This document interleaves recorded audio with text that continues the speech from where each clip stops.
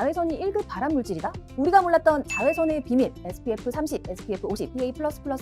자외선 차단제에 표기된 복잡한 수치가 의미하는 것은 무엇일까요? 안녕하세요, 김지영입니다. 여름철 극심한 자외선의 위협, 우리를 끈질기게 쫓아다니고 있는 자외선에 대한 상식 얼마나 알고 계신가요? 알면 알수록 무서운 자외선, 우리가 몰랐던 자외선의 비밀, 지금부터 파헤쳐볼게요. 태양빛은 눈에 보이는 가시광선, 따뜻하게 느껴지는 적외선, 피부에 영향을 미치는 자외선이 있는데요. 특히 문제가 되는 자외선은 파장의 길이에 따라 UVA, UVB, UVC 세 가지로 분류됩니다. UVA는 320나노미터에서 400나노미터의 장파장이며 UVB는 290에서 320나노미터의 중간파장, UVC는 200에서 290나노미터의 단파장입니다.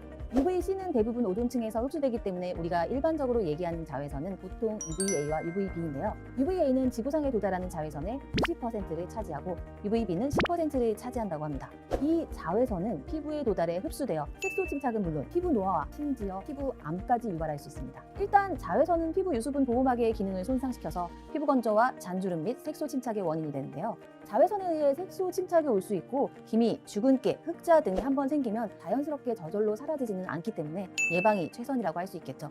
자외선 중 UVA는 우리 피부의 진피층에 존재하는 두 가지 단백질인 엘라스틴과 콜라겐을 파괴시켜 탄력을 저하시키고 주름의 원인이 되기도 하는데요. 자외선이 우리 몸에 미치는 악영향은 비단 피부 노화뿐만이 아니라 백내장과 망막 부종, 변성으로 인한 영구적인 시력 장애까지도 유발할 수 있습니다. 표피에 닿은 UVA는 피부 지질 구성 성분을 손상시켜 피부 장벽을 약하게 하고요. 이후 UVA가 표피층의 가장 안쪽 부분, 기저층을 자극하면 피부는 UVA에 대한 방어 작용으로 멜라닌 색소를 생성합니다. 이 멜라닌 색소 자체는 피부에 해롭지 않지만 기미나 잡티 등을 유발해 시각적으로 늙어 보이도록 만들 수 있죠. 뿐만 아니라 UVA는 진피 깊은 곳까지 침투 가능합니다. UVA가 진피에 닿으면 진피 내 콜라겐 합성이 저하되고 히알루론산의 양이 감소하는데요. 이로 인해 피부가 수분과 탄력을 잃고 노화가 쉽게 일어나는 것입니다. UVB는 피부에 붉은 홍반을 일으키고 심한 경우 화상에 이르게 합니다. 여름철 뜨거운 태양 아래 오래 있다 보면 처음에는 피부가 붉어졌다가 나중에는 어둡게 변해 피부 표면이 일어나는데요. 이는 흔하게 접할 수 있는 일광 화상, 즉 선번의 예입니다. 반면 UVB는 피부에 이로운 면도 있습니다. 체내 비타민 D를 합성하는 데 도움을 주는 것인데요. 그렇다고 햇빛을 많이 쬐기 위해 노력할 필요는 없습니다. 환경별로 차이는 있지만 일반적으로 하루에 10분에서 20분 정도 피부의 일부만 햇볕에 노출되어도 필요한 양의 비타민 D를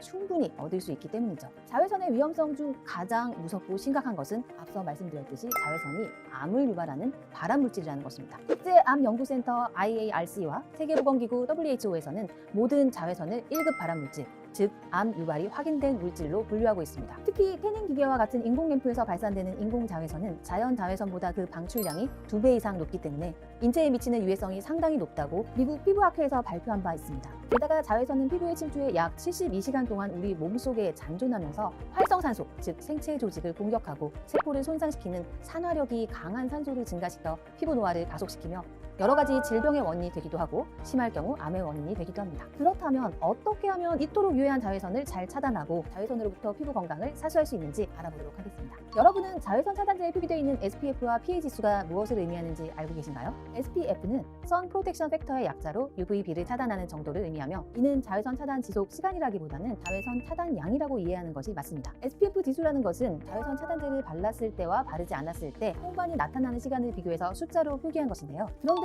사실 홍반이라는 것 자체가 그 발생 시간이 개인에 따라 차이가 크기 때문에 홍반을 단순화시켜서 시간의 개념으로 적용해서 홍반이 나타나는 시점을 모든 사람에게 일반화시켜서 적용하는 것은 상당히 무리가 있다고 볼 수 있습니다. 예를 들어 SPF 50이라는 것은 SPF 1에 비해서 홍반 발생 시간 연장률이 50배 이상 늘어난 거고요. 다시 말해 자외선 흡수율을 50분의 1로 줄인 것입니다. 그러면 이걸 다시 환산하면 2% 정도 되기 때문에 최종적으로 SPF 50은 자외선 차단율이 98%가 되는 것이라고 할 수 있습니다. 그렇다면 PA 지수가 의미하는 것은 무엇일까요? PA는 Protection Factor of UVA라는 뜻으로 UVA에 대한 차단 지수인데요. PA는 PA+와 같이 표시되는데 플러스의 숫자가 많을수록 자외선 차단 효과가 높다고 볼 수 있습니다. 그렇다면 자외선 차단제는 언제 바르는 게 효과적일까요? 외출 직전에 바르면 될까요? 아닙니다. 자외선 차단제는 외출하기 30분 전에 발라야 하는데요. 자외선 차단 성분이 피부에 흡수되는 시간이 필요하기 때문입니다. 효과적인 자외선 차단을 위해서는 바르는 방법도 중요한데요. 우선 자외선 차단제를 얼굴에 고르게 펴바릅니다. 자외선은 눈가에 주름과 기미를 만들고 눈꺼풀과 눈 아래 피부를 처지게 하므로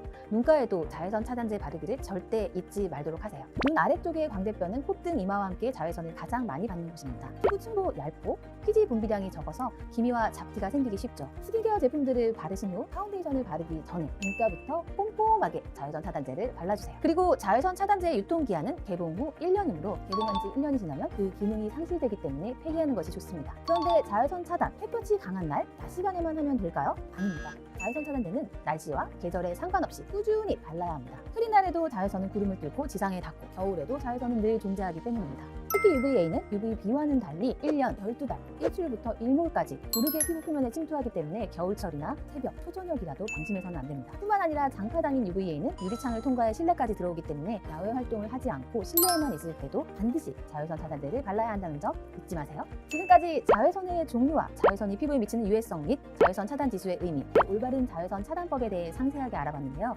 오늘부터 매일 실내든 실외든 낮이든 저녁이든 항상 자외선 차단제를 구석구석 꼼꼼히 바르셔서 자외선으로부터 피부 건강도 지키고 신체 건강도 함께 지키시기 바랄게요. 감사합니다.